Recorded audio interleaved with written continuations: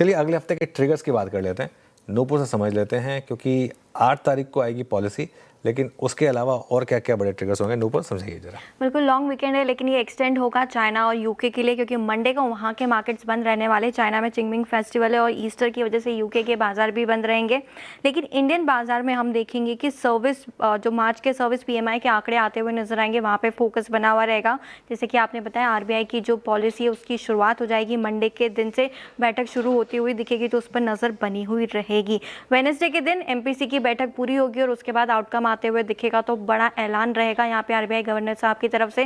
बाजार फोकस करके चलेगा और साथ ही साथ यूएस में एफओएमसी की बैठक के भी मिनट्स आते हुए दिखेंगे और ये भी काफ़ी इंपॉर्टेंट रहेंगे यूएस बाजार के लिहाज से। 9 तारीख के दिन यूएस में क्वार्टर 4 के जीडीपी का डेटा आते हुए नजर आएगा, तो यहाँ पे फोकस रखना है। और नतीजों का सीजन यहाँ से शुरू होगा। आईटी दिग्गज टीसीएस के नतीजे आते हुए नजर आएंगे, जीएम ब्यूरीज और साथ ही साथ आनंद राठी के भी क्वार्टर 4 और FY26 के नतीजे आते हुए दिखेंगे। फ्राइडे के दिन यूएस के बाजार पर इसकी तरफ से एक इंपॉर्टेंट डेटा पॉइंट आने वाला है, जहाँ पे कोर सीपीआई के आंकड़े आते हुए दिखेंगे, तो यहाँ पर भी बाजार की नज़र बनी हुई रहेगी।